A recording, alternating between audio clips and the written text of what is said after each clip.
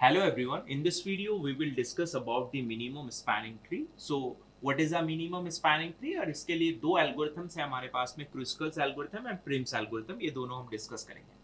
Minimum spanning tree जो है, it is a minimum cost spanning tree. It is a application of greedy approach. Greedy already आप लोग अपने जब algorithm design subject पढ़ेंगे तब आपके पास में डिफरेंट डिफरेंट टेक्निक्स हैं. लाइक अभी आपने पढ़ी है डिवाइड एंड कनकर टेक्निक, उसी तरह से greedy, dynamic programming, back tracking, branch and bound, ये सारी टेक्निक्स हैं जो आप डिस्कस करेंगे.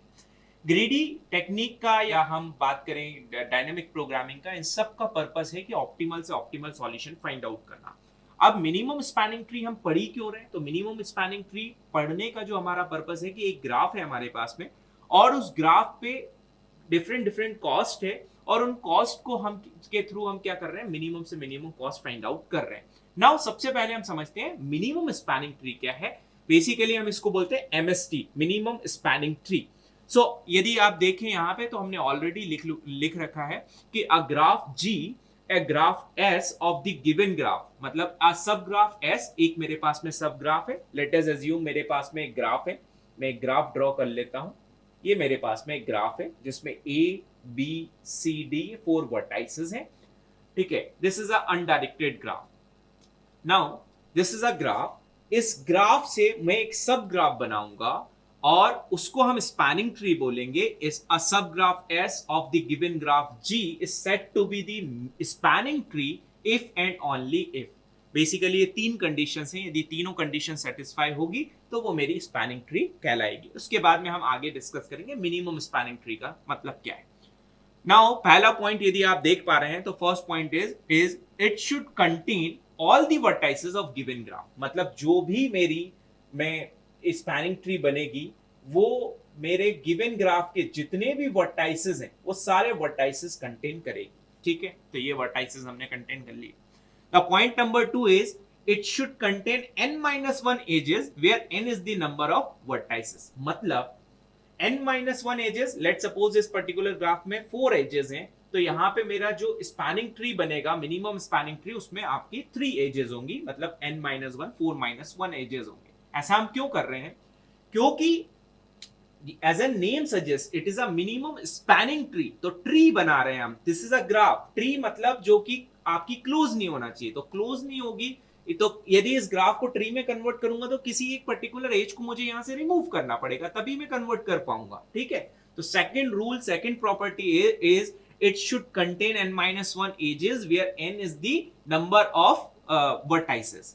नाउ यदि वर्टाइसेस, यदि आप पर्टिकुलर वर्टाइसेस को देखें तो यहाँ पे 4 है. यदि इस पर्टिकुलर ग्राफ में वर्टाइसेस 4 होते और बहुत सारी एजेस होती तो भी जो मिनिमम स्पैनिंग ट्री बनती उसमें 3 ही एजेस मेरी इंक्लूड होती. लास्ट पॉइंट से आप समझ सकते हैं S can not contain a cycle. मतलब जो भी सब ग्राफ आप बना रहे हैं वो साइकिल कंटेन करके नहीं रखेगा.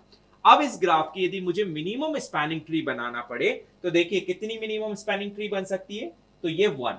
तीसरी, इस पर्टिकुलर एज को मैं यहां से रिमूव कर दूंगा क्योंकि इसको जैसे इंक्लूड करूंगा ये ट्री नहीं रहेगी, मतलब साइकिल बन जाएगा. ठीक, एक पॉसिबिलिटी. और क्या पॉसिबिलिटी हो सकती है? सारे वर्टाइसेस तो मेरे को इंक्लूड करने ही है, ए बी सी डी. दूसरी पॉसिबिलिटी क्या हो सकती है? दूसरी पॉसिबिलिटी ये बन सकती है, ये भी मेरा एक मिनिमम स्पैनिंग ट्री बन सकती है.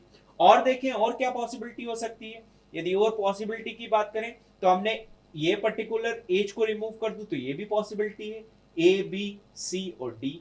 और देखें और क्या पॉसिबिलिटी बन सकती है. तो एक पॉसिबिलिटी ये भी बन सकती है कि यहां से मैं इस पर्टिकुलर एज को रिमूव कर दूं, इस वाली को, तो ए बी सी और डी, ये भी मेरा एक मिनिमम स्पैनिंग ट्री बन सकता है. तो यदि आप इस पर्टिकुलर ग्राफ में, क्योंकि गेट एग्जाम में कभी कभी डायरेक्टली क्वेश्चन पूछ लिया जाता है कि how many minimum cost spanning tree और minimum spanning tree we can build और we can construct using this particular graph, तो the answer is 4. 1 2 3 and 4. Total 4 हम मिनिमम कॉस्ट स्पैनिंग ट्री इसके थ्रू ड्रॉ कर सकते हैं. नाउ ये तो था एक सिंपल ग्राफ. यदि आपके पास में सिंपल ग्राफ है तो there is no direct formula, आपको वहां पे ड्रॉ करके चेक करना ही पड़ेगा. बट यदि इस ग्राफ को मैं कंप्लीट ग्राफ में कन्वर्ट कर दूं, this is a complete graph. Complete graph की डेफिनेशन क्या है कि हर एक वर्टाइसिस से कनेक्टेड हो. Each and every vertices should be connected to each and every vertices, मतलब आपस में सबसे कनेक्टेड होना चाहिए. नाउ ए यदि आप देखें तो बी से भी कनेक्टेड है, सी से भी है, डी से भी है, बी यदि देखें तो ए से भी है, सी से भी है, डी से भी है। यदि आपके पास में कंप्लीट ग्राफ है तो इस कंप्लीट ग्राफ में यदि आप इसके लिए मिनिमम कॉस्ट स्पैनिंग ट्री बनाएंगे for a complete graph,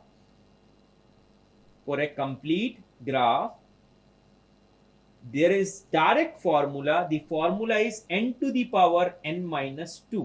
This is a formula, मतलब इतने number of minimum spanning tree आप बना सकते हैं for a complete graph. So n कितना है यहाँ पे 4, वर्टाइसिस n की वैल्यू 4, 4 माइनस 2 कितना हो गया 4 का square, so which is a 16। तो टोटल 16 मिनिमम स्पैनिंग ट्री बना सकते हैं आप इस पर्टिकुलर ग्राफ से। अब आप सोच रहे होंगे कि इससे तो 4 बनी, इससे 16 कैसे? क्योंकि एजेस आपकी बढ़ गई, पॉसिबिलिटीज आपकी बढ़ गई। हर एक ग्राफ में होंगी 3 ही एजेस, भले यहाँ पे 6 एजेस हैं तो भी आपकी 3 एजेस यहाँ पे मिनिमम स्पैनिंग ट्री में बनेगी। नाउ नेक्स्ट वीडियो में मिनिमम स्पैनिंग ट्री से रिलेटेड 2 एल्गोरिथम्स हैं, एक क्रुस्कल्स एल्गोरिथम है, एक प्रिम्स एल्गोरिथम है। दोनों वीडियो में हम डिस्कस करेंगे। Thank you so much.